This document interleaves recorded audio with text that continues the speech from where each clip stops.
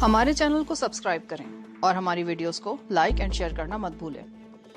Episode 15, आवाज लुबाबा हैदर, पेशकश मीरे कारवां। अब क्या होगा? रूपमती की आवाज सुनकर मैं उसकी तरफ घूम गया, लेकिन मेरे कुछ बोलने से पहले ही तारा सिंह बोल पड़ा। पुलिस को खबर कर दूं राजकुमारी जी? चुप रहो। खबरदार, अगर तुम्हारी जुबान से लफ्ज भी निकला तो। जी राजकुमारी जी। पुलिस को खबर करने का मतलब ये होगा कि हम किसी नई मुसीबत में फंस जाएंगे। मैंने रूपमती की तरफ देखते हुए कहा, पुलिस पहले ही तुम्हारे खिलाफ है, तुम्हें बड़े आराम से कत्ल के केस में फांस लिया जाएगा। तो फिर लाश को हवेली के कंपाउंड में किसी जगह दबा दे? नहीं, कमला की गुमशुदगी पर वो दोनों भाई पुलिस को तुम्हारे खिलाफ जरूर वर्गलाएंगे।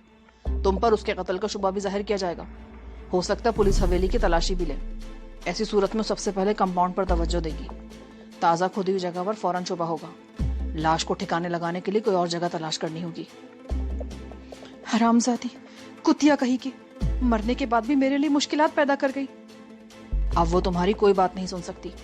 लाश को ठिकाने लगाने के लिए हमें ऐसी जगह की तलाश करनी होगी जहां से उसका सुराग न लगाया जा सके। इस वक्त सिर्फ एक ही बात मेरे जहन में आ रही है। वो क्या? सिंगानीर।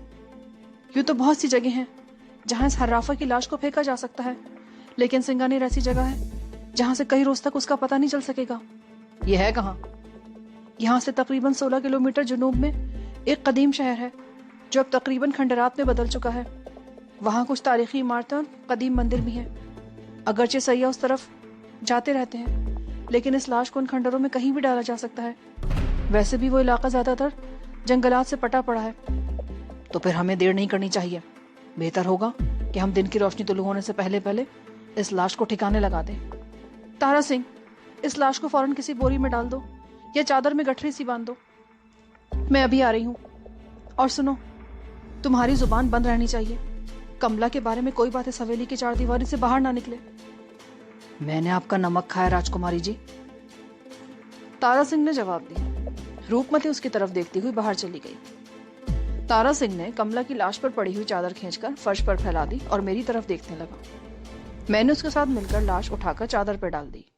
तारा सिंह ने बड़ी बेदर्दी से लाश की टांगे मरोड़कर गठरी बांध दी और बाहर जाकर कहीं से एक बोरी ले आया। हम दोनों ने मिलकर वो गठरी उस बोरी में डाल दी। तकरीबन आधे घंटे बाद वो बोरी सर्वेंट क्वार्टर से निकालकर पजारों के पिछले हिस्से में डाल दी गई। मुंदरी भी बरामदे में खड़ी थी। जानकी के बारे में मुंदरी ने बताया कि वो सो चुकी है। तारा सिंह ने स्टीयरिंग संभाल लिया।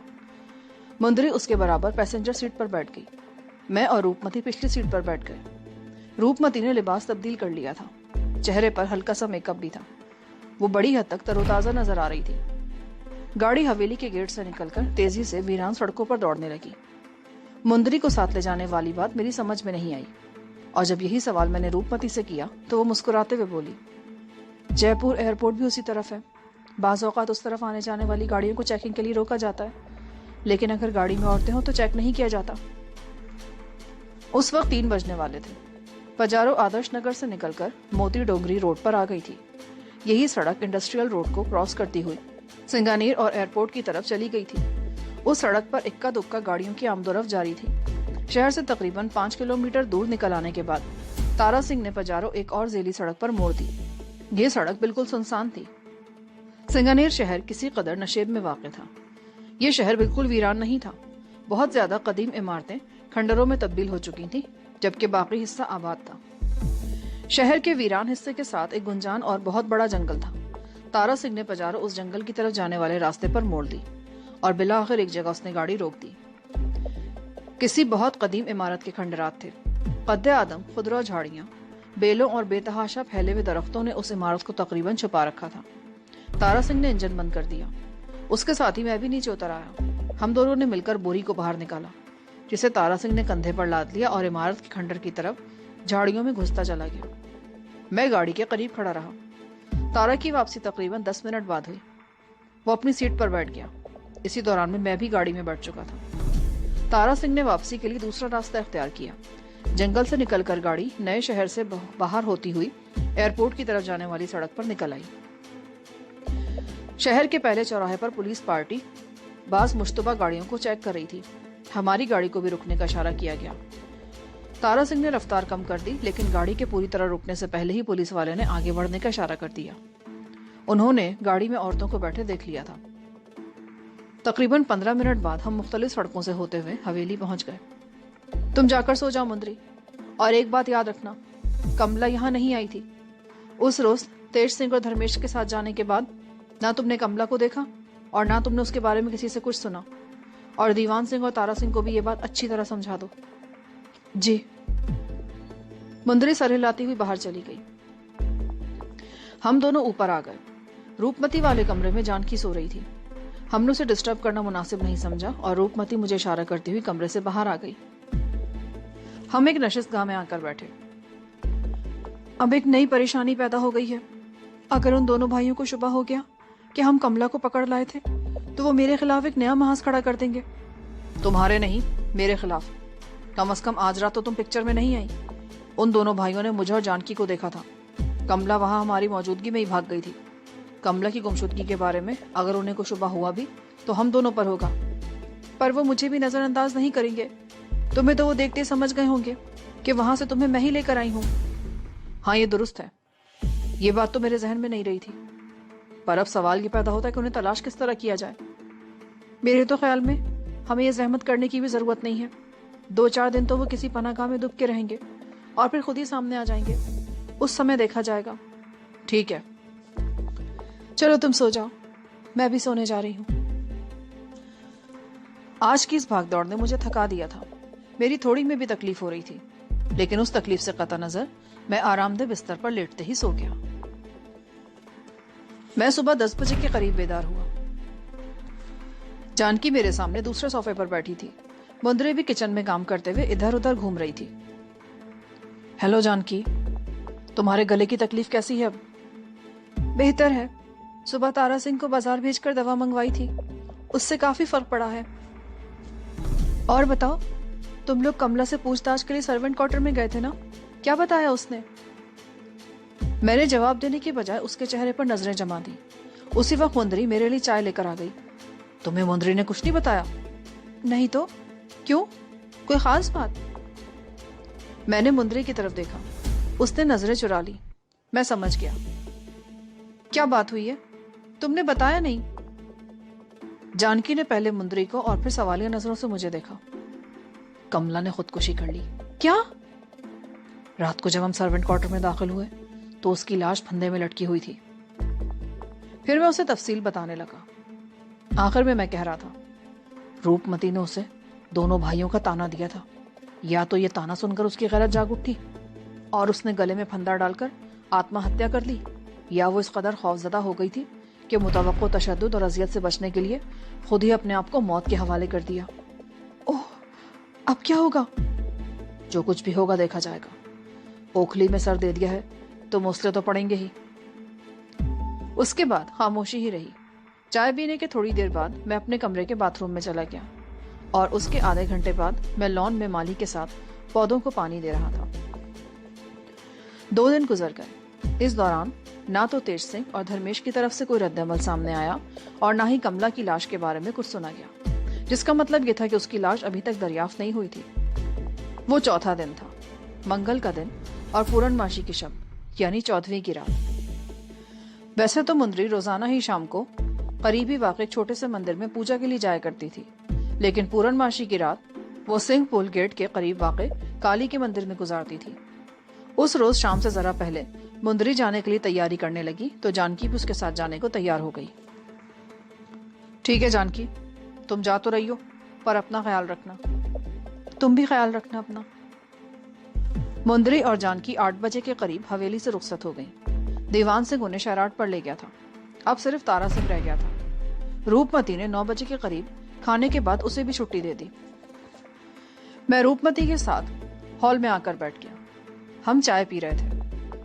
अचानक एक छनाके की आवाज सुनकर मैं चौंक गया। लगता था जैसे कोई शीशा टूटा हो और छनाके की यह आवाज नीचे से आई थी।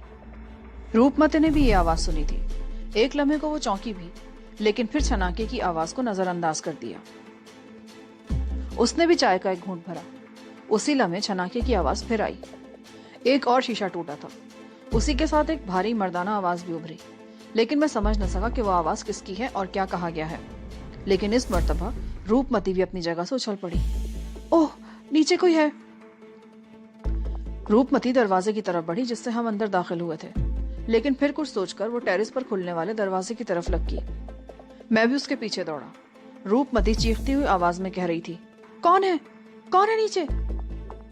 जवाब में नीचे कहीं एक और शीशा टूटा और उसके साथ ही गूंजती हुई आवाज सुनाई दी, अरे ओ मुन्ना, वो ऊपर है रे, ऊपर जा, पकड़ ले साली को।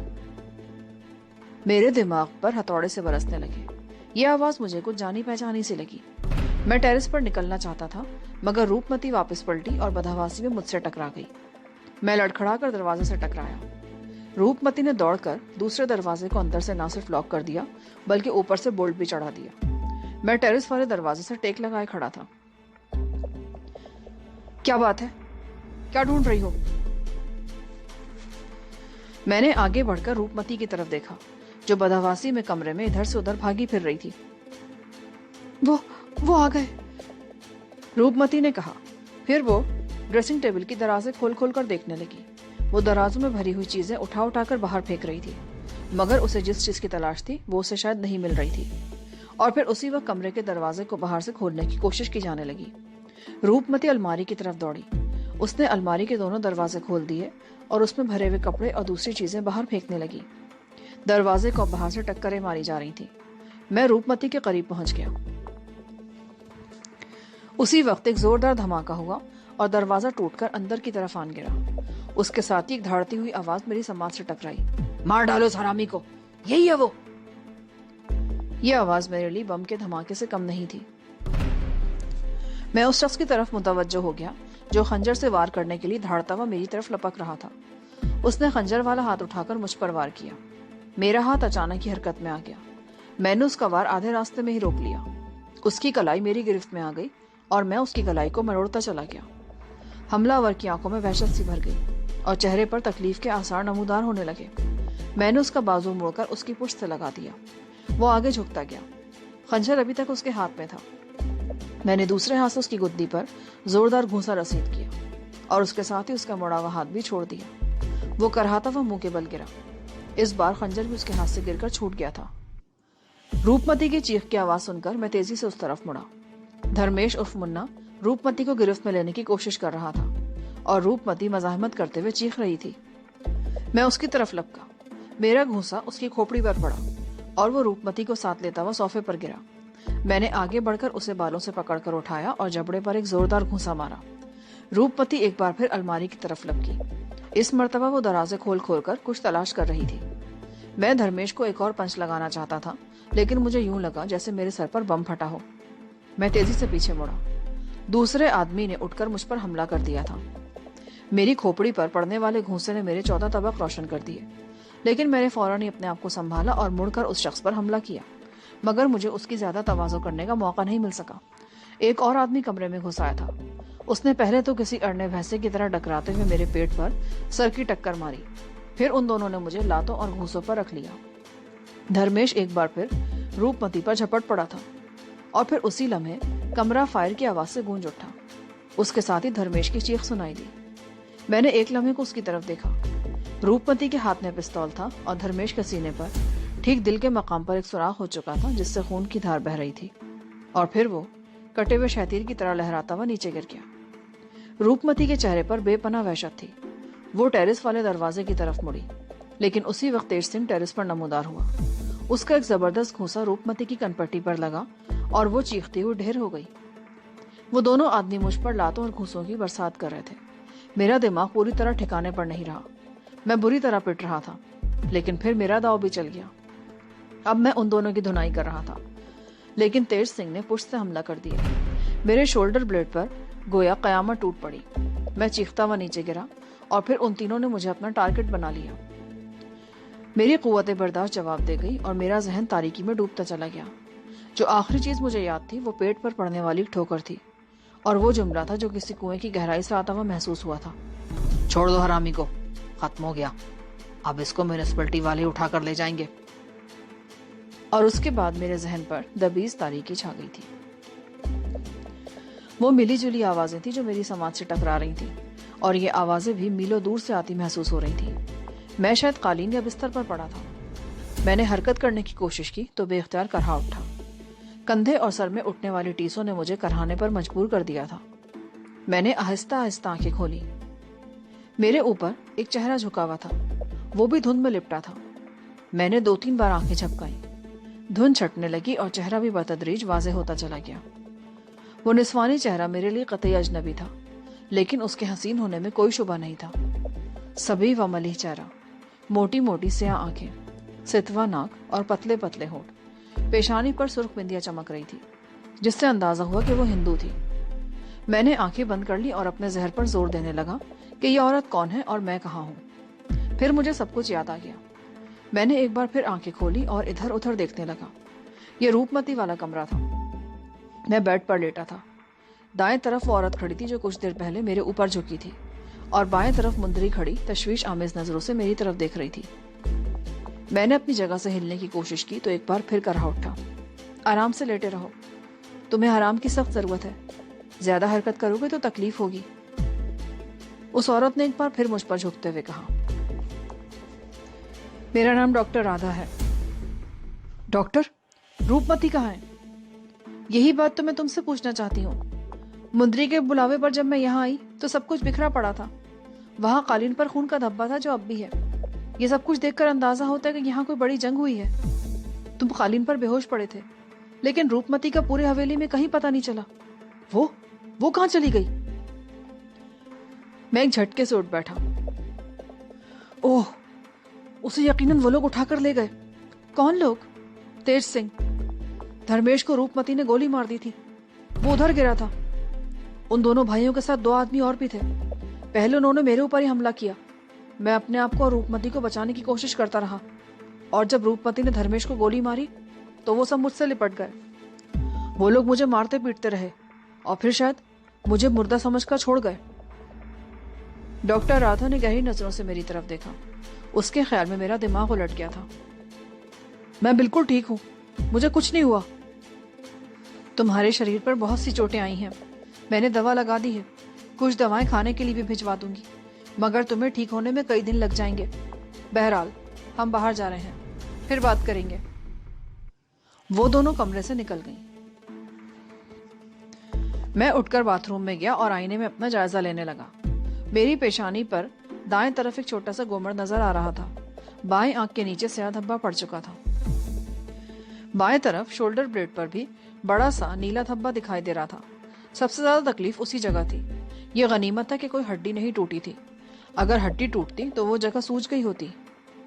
मैं बाथरूम से निकला तो वो दोनों कुर्सियों पर बैठी हुई थी। कमरे का सारा सामान इसी तरह बिखरा हुआ था। मैं भी डॉक्टर राधा के सामने कुर्सी पर बैठ गया और मुंदरी की तरफ देखा। तुम्हें तो सुबह आना था, पहले कैसे आ गई? और जानकी कहाँ है? मंदिर में। दीवान सिंह उसे लेने के लिए गया हुआ है, बस आती ही होगी। मैंने घड़ी की तरफ देखा। उस वक्त सुबह के 6 बज रहे थे। तुम पहले कैसे आ गई और जानकी को वहां क्यों छोड़ दिया? बात दरअसल ये है कि... क्या बात है? जानकी किधर है? वो बिल्कुल ठीक है, तुम उसकी चिंता मत करो। चंद लम्हों की खामोशी के बाद मुंदरी ने मुझे जो कुछ बताया वो मेरे लिए बहुत भयानक और सनसनीखेज था। काली माता उर्फ दुर्गा देवी का ये मंदिर राजा मान सिंह ने तामीर करवाया था और मशरकी बंगाल से चट्टान जैसा बहुत बड़ा काला पत्थर मंगवाकर उससे काली का मुजस्समा तैयार करवाया था। काली का ये मुजस्समा इस कदर हैबतनाक है कि उसे देखकर दिल पर लर्जा सा तारी हो जाता है। उस मंदिर को सिला देवी का मंदिर भी कहा जाता है और यहाँ काली के चरणों में इंसानी जानों की भेंट दी जाती है। लेकिन बाद में राजा मान सिंह ने इंसानी जानों की भेंट पर पाबंदी लगा दी और उसकी जगह बकरी या किसी और जानवर की भेंट दी जाने लगी। आज रात काली की मूर्ति के सामने तो बकरे की भेंट ही दी जाने वाली थी, पर मंदिर के पिछले हिस्से में काली की एक और छोटी मूर्ति के चरणों में एक इंसान की भेंट देने का मंसूबा भी था और उसके बारे में कुछ खास लोगों को ही मालूम था। मेरी एक जानकार औरत मुझे उस तरफ ले गई और एक इंसान को काली के सामने मौत के घाट उतारते देखकर मैं कांप उठी और वहां से भाग आई। जानकी मंदिर के मरकजी हॉल में थी जहां सैकड़ों लोग जमा थे। मैं बड़ी मुश्किल से उसको तलाश करने में कामयाब हो सकी और जब मैंने उसे अपने साथ वापस आने को कहा तो उसने इनकार कर दिया और कहा कि मैं फौरन वापस चली जाऊं और तुम्हें बता दूं कि पंडित मुरलीधर उस मंदिर में मौजूद है। मैंने जानने की कोशिश की कि वो कौन है, लेकिन उसने मुझे वहां से भगा दिया कि मैं फौरन तुम्हें इत्तला दूं। दीवान सिंह की गाड़ी वहां से तकरीबन आधा मील दूर थी। वो गाड़ी की पिछली सीट पर सो रहा था। मैंने उसे जगाकर हवेली वापस चलने को कहा और जब हम यहाँ पहुंचे तो हवेली का बाहर का गेट चौपट खुला देखकर मेरा माथा ठनका। बरामदे के दाएं बाएं वाले कमरों की खिड़कियों के शीशे टूटे हुए थे और बरामदे वाले दरवाजा खुला हुआ था। मैं और दीवान सिंह ने पहले नीचे वाले कमरों में देखा, फिर ऊपर आए तो ये कमरा इस हालत में था और तुम बेहोश पड़े थे वहां। पहले मैं तुम्हें होश में लाने की कोशिश करती रही और फिर दीवान सिंह को डॉक्टर राधा की तरफ भेज दिया। दीवान सिंह के जाने के बाद मैं रूपमती और तारा सिंह को तलाश करती रही, लेकिन पूरी हवेली में उन दोनों का कोई सुराग नहीं मिला। मैं पुलिस को भी इत्तला देना चाहती थी, लेकिन मुझे पुलिस का वो रवैया याद था जब तेज सिंह और धर्मेश यहाँ पर तोड़फोड़ करके गए थे और पुलिस ने उल्टा रूपमती को धमकाकर खामोश करा दिया था। इसीलिए मैं ये सोचकर खामोश रही कि डॉक्टर राधा से मशवरा करने के बाद ही कोई ऐसा कदम उठाया जाएगा। मुझे तुम्हारी भी चिंता थी। दीवान सिंह के जाने के बाद भी मैं तुम्हें बार बार होश में लाने की कोशिश करती रही और फिर डॉक्टर राधा भी तकरीबन 1 घंटे की कोशिश के बाद तुम्हें होश में ला सकी। भगवान का शुक्र है कि तुम ठीक हो, लेकिन राजकुमारी जी कहाँ और किस हाल में होंगी, ये चिंता मुझे खाए जा रही है। पर वो लोग कौन थे? तेज सिंह और धर्मेश, उनके साथ 2 गुंडे भी थे। वो यहाँ से भागते हुए अपने साथ एक लाश भी ले गए हैं। हाय राम, किसकी लाश? धर्मेश की। रूपमती ने उसे गोली मार दी थी। तेज सिंह और उसके दोनों गुंडे मेरी पिटाई करने लगे। मैं बेहोश हो गया। वो शायद मुझे मुर्दा समझकर छोड़ गए। यह मुमकिन है इस ख्याल से उजलत में भागे हों कि शायद धर्मेश को बचाया जा सके और वो रूपमती को भी साथ ले गए। लेकिन क्या नाम बताया था तुमने कि जानकी ने मंदिर में किसको देखा था? पंडित मुरलीधर। उसने कहा था कि तुम ये नाम सुनकर सब कुछ समझ जाओगे। ओह, मुंदरी ने पहले भी यही नाम बताया था, पर काली के चरणों में इंसानी भेंट के तस्करे ने मेरे जहन को वक्ती तौर पर इस कदर माफ कर दिया था कि मैं इस नाम पर तवज्जो नहीं दे सका था। ये वही मुरलीधर था जिसने सिंगापुर में दारा को पनाह दी थी। मैं ये सोचे बगैर न रह सका कि क्या दारा भी यहाँ हो सकता है। उसका पता तो उसी वक्त चलेगा जब पंडित मुरलीधर गिरफ्त में आएगा। अब आप ही बताइए राधा जी, हमें क्या करना चाहिए? पुलिस को इत्तला दी जाए या? मामला इस कदर गंभीर है कि पुलिस की मदाखलत जरूरी हो गई है। लेकिन यहाँ एक लाश भी गिरी थी और इत्तेफाक से वो कत्ल रूपमती के हाथों हुआ है। अगर पुलिस को इत्तला दी जाती है तो रूपमती भी इस चक्कर से नहीं निकल सकेगी। मैं उसकी दोस्त हूँ, उसका नमक खाया है और मैं ऐसी कानून पसंद भी नहीं हूँ कि पुलिस के पास दौड़ी जाऊं। डॉक्टर राधा ने अगरचा उस वाक़े के बारे में पुलिस को इत्तला ना देने का इंदिया दिया था, लेकिन यह जरूरी नहीं था कि पुलिस इस वाक़े से बेखबर रहे। धर्मेश को सीने में गोली लगी थी। मैंने उसे खुद गिरते देखा था। तेज सिंह वगैरह उसे उठाकर ले गए थे। हो सकता है वो इस वक्त तक मरा ना हो, लेकिन अगर वो मर गया होगा तो तेज सिंह अपने मुन्ना के कत्ल पर खामोश नहीं बैठेगा। वो अगरचा रूपमती को भी उठाकर ले गए हैं, लेकिन इस इम्कान को नजरअंदाज नहीं किया जा सकता कि वो पुलिस को खबर कर देंगे। क्या सोच रहे हो? अगर तेज सिंह ने पुलिस को इत्तला दे दी तो? वो ऐसा नहीं करेंगे। उसकी बड़ी वजह है कि आधी रात के बाद उन्होंने खुद यहाँ हमला किया था, और फिर दूसरी बात यह कि यह मामला कत्ल का है और रूपमती भी गायब है। पिछली बार पुलिस ने घूस खाकर उनकी हिमायत कर दी थी, लेकिन इस मर्तबा ऐसा नहीं होगा। रूपमती को गिरी पड़ी औरत तो है नहीं कि उसे नजरअंदाज कर दिया जाए। यहाँ के राजवाड़े इन पुलिस अफसरान की खाल खींच लेंगे जिस मामले में तेज सिंह की हिमायत करेंगे। तेज सिंह भी इस बात को समझता होगा। अब अगर उसने पुलिस के पास जाने की कोशिश की तो पहले उसी को धर लिया जाएगा। वैसे मुझे यहाँ आए हुए तकरीबन 3 घंटे हो चुके हैं। ये वाकया कब पेश आया था? 1:30 से 2 बजे के बीच। इसका मतलब है तकरीबन 5 घंटे गुजर गए। अगर उन्होंने इत्तला करनी होती तब तक पुलिस यहाँ पहुंच चुकी होती। और फिर ठीक उसी वक्त हवेली का फाटक धड़धड़ाए जाने की आवाज आई। मैं एक झटके से उठा और इधर उधर देखने लगा। पलंग के पाए के करीब अंदर की तरफ पिस्तौल पड़ा देखकर मैंने जल्दी से उसे लपक कर उठा लिया। ये पिस्तौल वही था जिससे रूपमती ने धर्मेश को गोली मारी थी। मैं चंद लम्हे पिस्तौल को उलट पलट कर देखता रहा, फिर मुंदरी को इशारा किया, तुम जाकर गेट खोलो। अगर पुलिस या कोई और हो तो उसे नीचे ही रोकने की कोशिश करना। मैं इस दौरान में देखूंगा कि हमें क्या करना चाहिए। वो उठकर चली गई। डॉक्टर राधा ने दरवाजा बंद कर दिया और मेरे करीब आ गई। मैंने टेरेस वाले दरवाजे का रुख किया। दरवाजा खुला था। मैंने पर्दा बराबर कर दिया और एक कोना जरा सा सरकाकर बाहर झांकने लगा। यहां से हवेली का फाटक साफ नजर आ रहा था। चंद ही सेकंड बाद मुंदरी पोर्च से निकलकर फाटक की तरफ बढ़ती नजर आई। फाटक के करीब पहुंचकर उसने एक बार पीछे मुड़कर देखा और जिली दरवाजा खोल दिया। अंदर दाखिल होने वाले को देखकर मेरे मुंह से बेख्तियार गहरा सांस निकल गया। वो जानकी थी। ये कौन है? डॉक्टर राधा ने मेरी तरफ देखा। जानकी? ओह, तो ये है जानकी। रूपमती ने इसकी बहुत तारीफ की थी। ये तो इससे भी कहीं ज्यादा हसीन है। मैंने पर्दा पूरी तरह हटा दिया और बाहर देखने लगा। मुंदरी भी जानकी के साथ आ रही थी। वो शायद तेज लहजे में उसे कुछ बताने की कोशिश कर रही थी। 1 मिनट बाद जानकी अंदर दाखिल हुई। कमरे की हालत देखकर वो दरवाजे में ही रुक गई और फिर तेजी से मेरी तरफ लपकी। ये सब क्या हुआ? तुम ठीक तो हो ना? रूपमती कहाँ है? मैं ठीक हूं, बैठ जाओ, आराम से बात करेंगे। जानकी एक तरफ बैठ गई।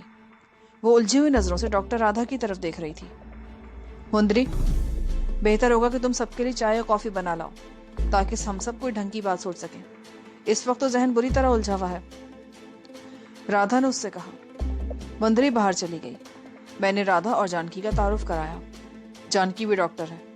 उसकी सारी जिंदगी थाईलैंड में गुजरी है। हिंदुस्तान में भी उसके खानदान के कुछ लोग हैं, लेकिन यहाँ आकर हम अजीबोगरीब हालात में उलझ कर रह गए। किसी से राब्ता करने का मौका ही नहीं मिल सका। वो दोनों कुछ देर तक आपस में बातें करती रही। फिर जानकी उठकर मेरे नजदीक आई और मेरी चोटों का जायजा लेने लगी।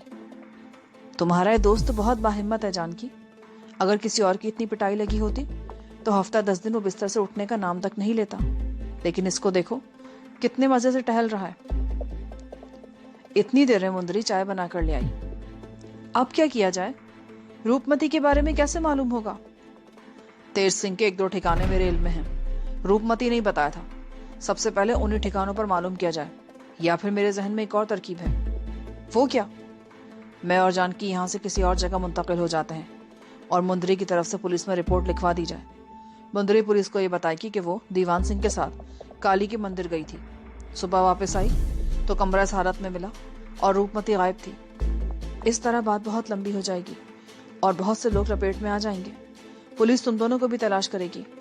तुम इंडियन पुलिस को नहीं जानते। यहाँ छटे हुए गुंडे और बदमाश पुलिस में भर्ती किए जाते हैं, नहायत सफाक और बेरहम। ये तशद्दुद के ऐसे ऐसे तरीके जानते हैं कि पत्थर भी बोलने पर मजबूर हो जाते हैं। अगर एक बार तुम दोनों पुलिस के चक्कर में फंस गए तो जिंदगी भर अपना पीछा नहीं छुड़ा सकोगे, और मैं भी ऐसे किसी चक्कर में नहीं फंसना चाहती। तो फिर हमें अपने तौर पर उन्हें तलाश करना चाहिए। पर हम दोनों तो शहर में अजनबी हैं। अगर तुम इस सिलसिले में हमारी कुछ मदद कर सको तो। मैं ठाकुर भानोद सिंह से बात करती हूँ। वो मेरा और रूपमती का दोस्त है, काबिल एतमाद भी है। उन दोनों भाइयों को भी अच्छी तरह जानता है। हो सकता है वो इस सिलसिले में हमारी कोई मदद कर सके। क्या उस पर भरोसा किया जा सकता है? हाँ, वो उन चंद लोगों में से है जो रूपमती से वाकई मुखलिस हैं।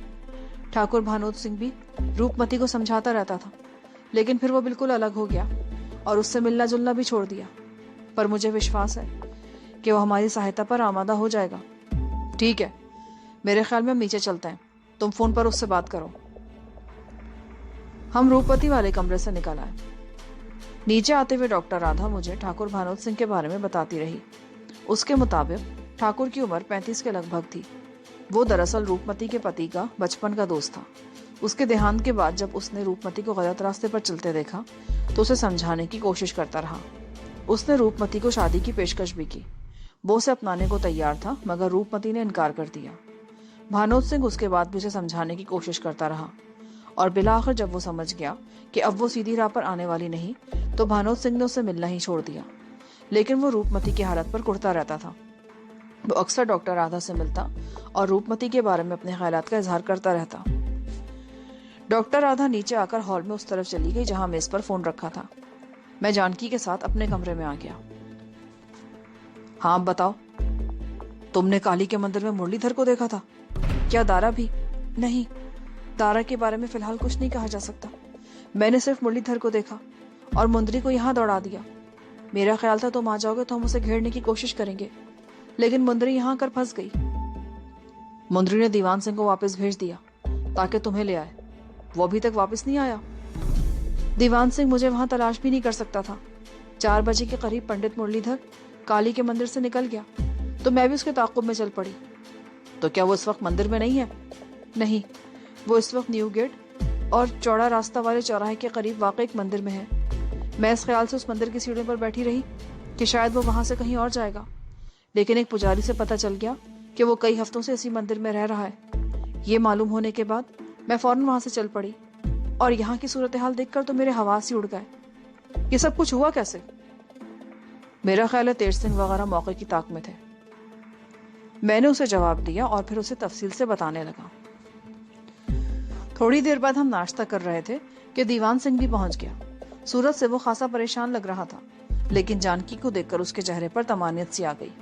हमने उसे भी अपने साथ नाश्ते की मेज पर बिठा लिया। यहाँ पर एपिसोड 15 का इख्तिताम होता है। आगे कहानी सुनने के लिए एपिसोड 16 समाप्त फरमाएं।